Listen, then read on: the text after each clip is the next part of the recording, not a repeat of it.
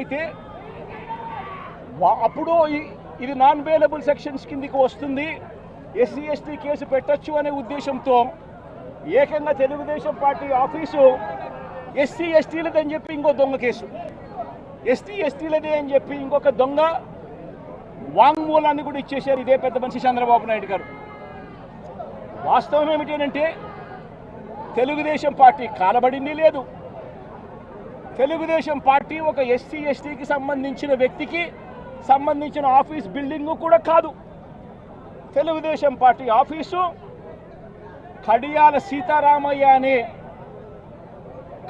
సీతారామయ్య గారు అనే ఎస్సీ కాదు, ఎస్టీ కాదు, కనీసం బీసీ కూడా కాదు, చంద్రబాబు నాయుడు గారికి సంబంధించిన వ్యక్తి ఆయన బిల్డింగ్ అది. అంటే అక్కడ కూడా చంద్రబాబు నాయుడు గారు ఉద్దేశపూర్వకంగా వంశీకి బెయిల్ రాకూడదు అని నాన్ బెయిలబుల్ కేసు కింద దీన్ని మార్చాలి అనే ఉద్దేశంతో చేసిన మరో కుట్ర ప్రయత్నం.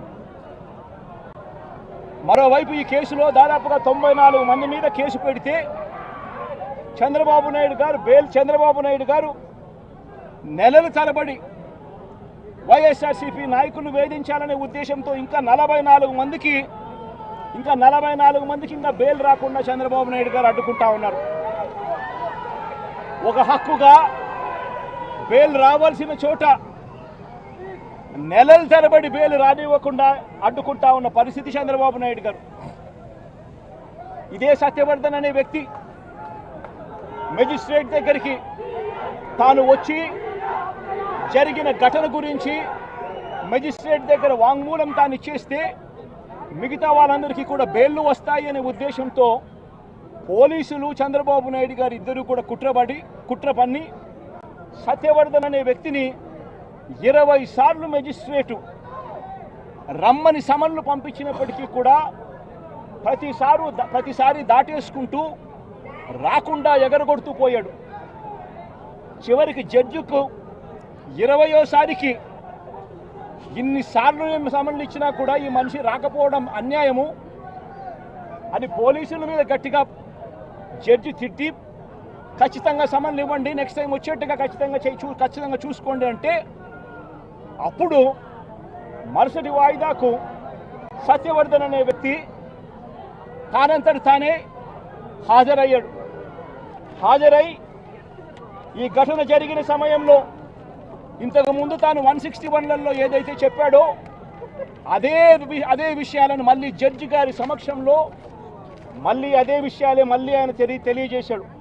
ఘటన జరిగిన సమయంలో తాను అప్పుడు లేడని, తనను ఎవరూ కులం పేరుతో దూషించలేదు అని, అసలు ఈ కేసుతో తనకు ఎలాంటి సంబంధము లేదని కోర్టుకు తాను మొరబెట్టుకున్నాడు. తాను తన తల్లి ఇద్దరు కలిసి ఆటోలో కూర్చొని కోర్టుకు వచ్చామని, తన స్టేట్మెంట్ వెనుక ఎవరి బలవంతము లేదు అని ఫిబ్రవరి 10వ తారీఖు 2025 ఫిబ్రవరి 10 2025 ఫిబ్రవరి 10న జడ్జి గారి ముందర స్టేట్మెంట్ తాను ఇచ్చాడు. ఫిబ్రవరి 10, 2025 జడ్జి గారి సమక్షంలో తాను ఈ విధంగా స్టేట్మెంట్ ఇచ్చేసరికి చంద్రబాబు నాయుడు గారికి లోకేష్కు వీళ్ళిద్దరికీ కూడా మనశ్శాంతి కరువైపోయింది. వంశీని అరెస్ట్ చేయలేకపోతా ఉన్నాము అనే దుర్బుద్ధి వీళ్ళల్లో ఎక్కువ కావడం మొదలుపెట్టింది. వీళ్ళంతా కలిసి పోలీసులతో మళ్ళీ కుట్రబన్ని వీళ్ళు మరుసటి రోజు అంటే ఫిబ్రవరి 11వ తారీఖున వీళ్ళు విజయవాడ పటమట పోలీస్ స్టేషన్లో సత్యవర్ధన్ మీద వీళ్ళు ఒక ఎఫ్ఐఆర్ రిజిస్టర్ చేశారు. ఫిబ్రవరి 11వ తారీఖున సత్యవర్ధన్, వంశీ ఇద్దరి మీద వీళ్ళు ఎఫ్ఐఆర్ రిజిస్టర్ చేశారు. కోర్టును తప్పుదోవ పట్టించారు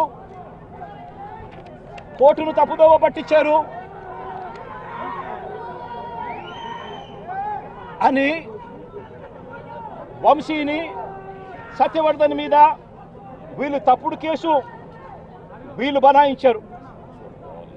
కోర్టును తప్పుదోవ పట్టించారు. తప్పుడు సాక్ష్యం తాను ఇచ్చాడు అని చెప్పి వీళ్ళు ఎఫ్ఐఆర్ రిజిస్టర్ చేసి